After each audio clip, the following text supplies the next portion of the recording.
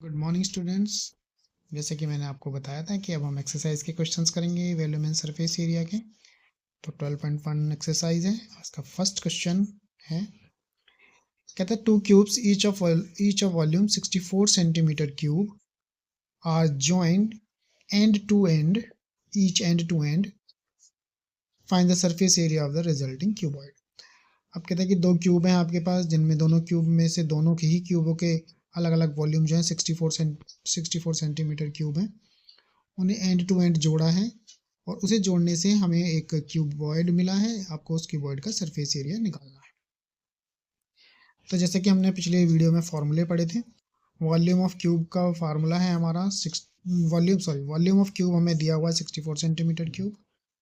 Volume of cube का formula है हमारे पास साइड क्यूब। वॉल्यूम 64 है, साइड क्यूब 64 किसका क्यूब होता है? 4 का क्यूब होता है। जैसे कि हमने पिछली 9th क्लास में पढ़ा था कि अगर बेस इक्वल हो तो पावर इक्वल हो तो बेस इक्वल हो जाते हैं, बेस इक्वल हो तो पावर इक्वल हो जाते हैं। तो यहाँ पर पावर्स इक्वल हैं, इसीलिए बेस इक्वल हो गए। साइड आ गई 4 सेंटीमीटर। एक क्यूब की साइड 4 सेंटीमीटर है, दूसरे की भी 4 सेंटीमीटर ही होगी। आपने क्यूब कैसे जोड़ा? एक ये फर्स्ट क्यूब है, ये सेकेंड क्यूब है, इसको ऐसे जोड़ा तो ये हमें मिल जाएगा। इनको जोड़ने के बाद आपको जो मिलेगा वो क्यूबॉइड है। अब क्योंकि एंड टू एंड जोड़ा है तो लेंथ उसकी चेंज हो जाएगी। लेंथ हो जाएगी, पहले क्यूब की है 4, दूसरे क्यूब की है 4, तो लेंथ हो गई 8। हाइट और ब्रेथ सेम रहने वाली है, 4 centimetre. Total surface area of cuboid होता है 2 ब्रैकेट में LB plus BH plus HL।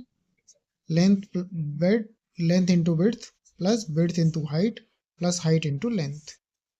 तो लेंथ है हमारे पास 8 प्लस लेंथ है हमारे पास 8, विड्थ है हमारे पास 4 plus 4 into 4 plus 4 into 8। Length 8 है, बाकी तो हाइट और विड्थ उसकी 4 ही है।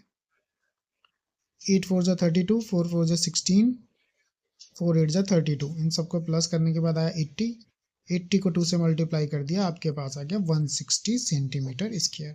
क्योंकि हम निकाल रहे हैं एरिया, और मैंने पिछली वीडियो में जैसे बताया था कि एरिया की यूनिट होती है स्क्वायर, तो सेंटीमीटर स्क्वायर। चलिए अब इसका दूसरा क्वेश्चन देखते हैं।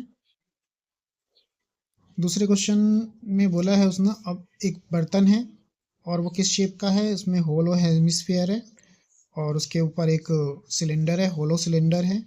डायमीटर जो है हेमिस्फीयर का वो है 14 सेंटीमीटर और टोटल हाइट है उस वेसल की वो है 13 सेंटीमीटर।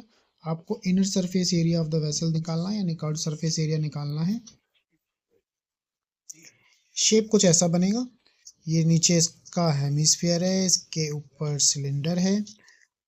पूरे वेसल की यानी यहाँ से लेके यहाँ तक हाइट जो है उसकी 13 सेंटीमीटर है। रेडियस 7 है, बेस का भी 7 ही होगा। अब क्योंकि जो हम पढ़ते हैं कि जो हमारा हेमिस्फीयर है उसकी हाइट उसका रेडियस के ही इक्वली होती है, तो इसकी हाइट हो गई 7, यानी हेमिस्फीयर की हाइट 7 हो गई। तो सिलेंडर की हाइट कितनी हो जाएगी?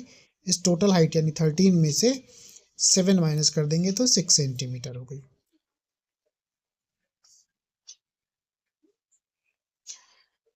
है ना। डायमीटर गिवन है 14 सेंटीमीटर, तो हमें पता है कि डायमीटर का हाफ रेडियस होता है 7 सेंटीमीटर।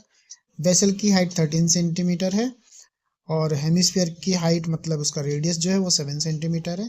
तो सिलेंड्रिकल पार्ट की हाइट होगी 13 minus 7, 6 centimetre. Total surface area of vessel निकालना है, यानी इनर, है ना। सॉरी मैंने इनर नहीं लिखा, आप इनर लिख लेना। Curved surface area of cylindrical part plus curved surface area of hemispherical part. Curved surface area of cylindrical part of vessel, cylinder का कर्ड सरफेस एरिया था 2 पाई RH। 2 पाई की वैल्यू गिवन नहीं है तो 22.7। रेडियस हमारे पास हो जाएगा 7। हाइट है सिलेंडर की 6, 7 से 7 कट हो गया। 22 इंटू 2 44, 44 इंटू 6 से करेंगे तो 264 सेंटीमीटर स्क्वायर। अगला हमें ये है curve surface area of hemispherical part of vessel. 2 pi R square होता है इसका।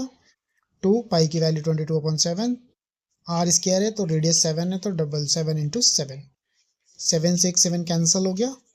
22 इंटू 2 44 इंटू 7 करेंगे तो 308 सेंटीमीटर स्क्वायर। अब टोटल निकालना है तो टोटल सरफेस एरिया वेसल हो जाएगा, आपको सिलेंड्रिकल पार्ट का कर्व सरफेस एरिया प्लस करना है और कर्व हेमिस्फेरिकल पार्ट का कर्व सरफेस एरिया प्लस करना है, तो 572 सेंटीमीटर स्क्वायर इसका आंसर आ जाएगा।